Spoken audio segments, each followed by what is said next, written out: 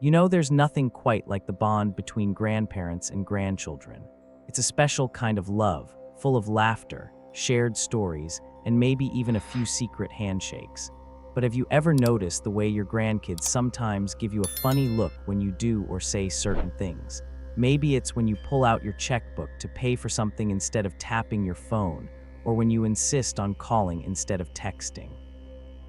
At first, you might brush it off. Kids these days, right? But here's the thing, your grandkids aren't just being quirky. They're quietly noticing some of those old-fashioned habits you might not even realize you have.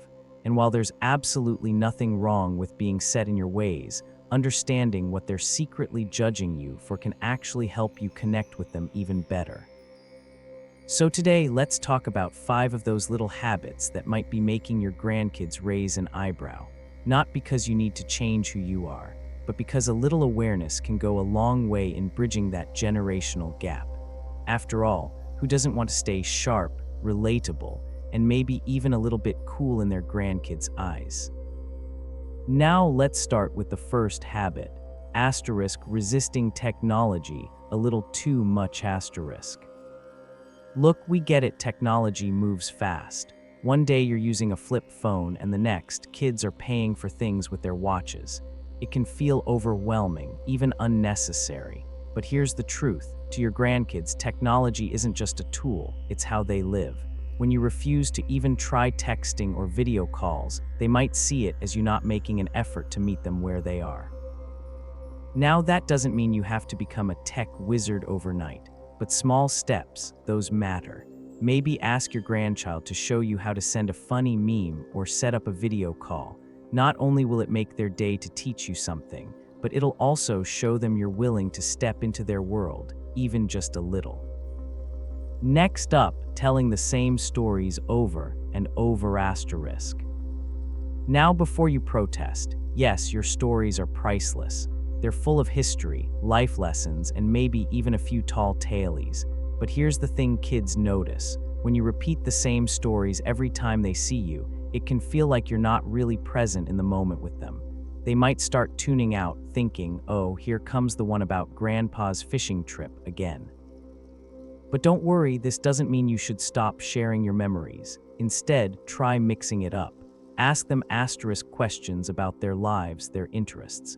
Then weave your stories into the conversation in a fresh way. Instead of launching into the same tale, you might say, that reminds me of when I was your age. Suddenly, it's not a rerun, it's a connection. And that's where we'll pause for now. Coming up next, we'll talk about a few more habits that might be creating a little distance between you and your grandkids, and more importantly, how to turn those moments into opportunities for even stronger bonds. Now let's talk about something that might hit a little closer to home, giving unsolicited advice.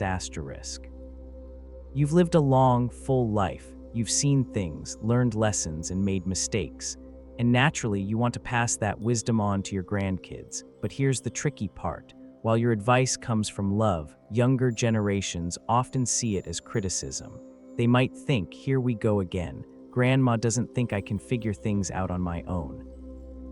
The truth is, kids today value independence just as much as you did at their age. So instead of jumping in with, you should do this, or back in my day, try asking questions first. What do you think you'll do? Or have you considered this angle? Makes them feel heard rather than lectured.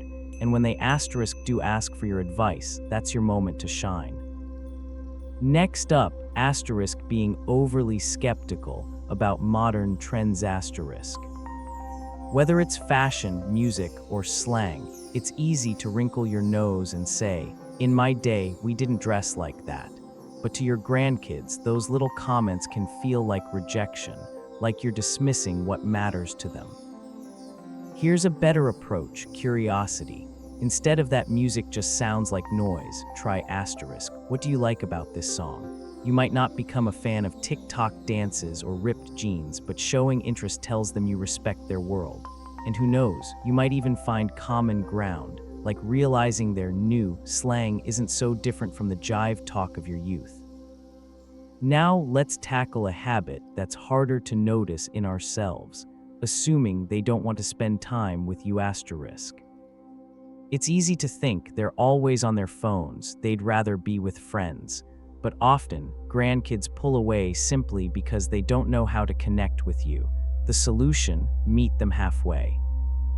Suggest activities they enjoy. Maybe it's watching their favorite show together or letting them teach you a video game. Or better yet, share something asterisk you love in a way that feels fresh.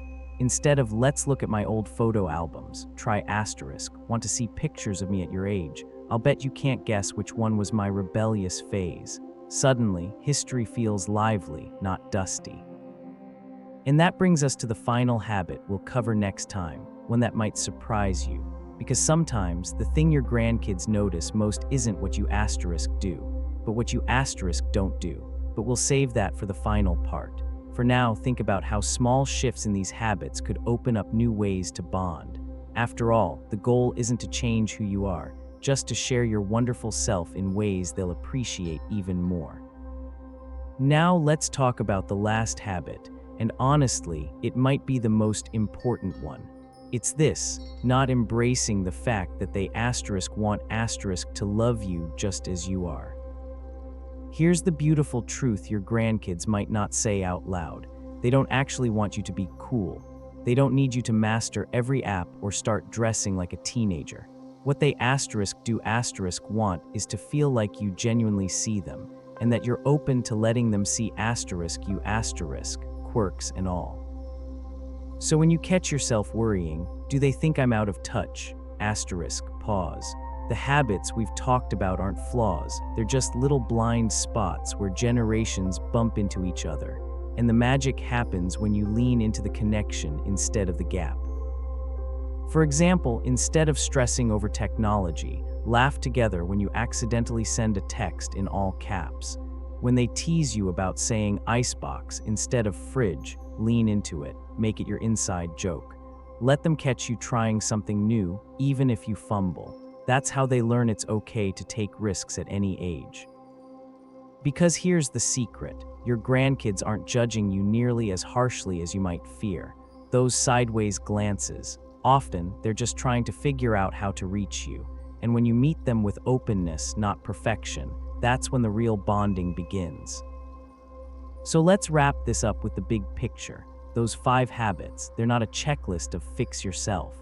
They're a roadmap to deeper, easier connections. 1. Resisting technology, try one small thing their way. 2. Repeating stories, listen as much as you share. 3. Over-advising, ask first, teach second. 4.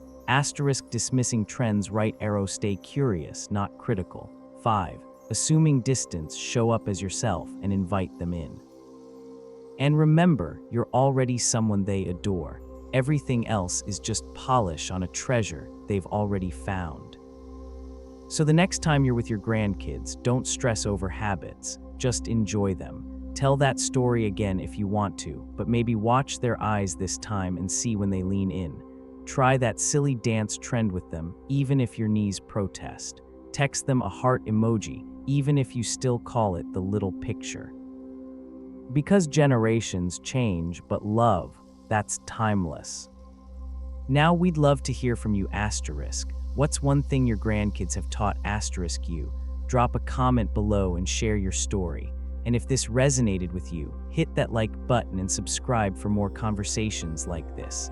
After all, who says growing older means growing apart? Here's to building bridges, one laugh, one story, one emoji at a time.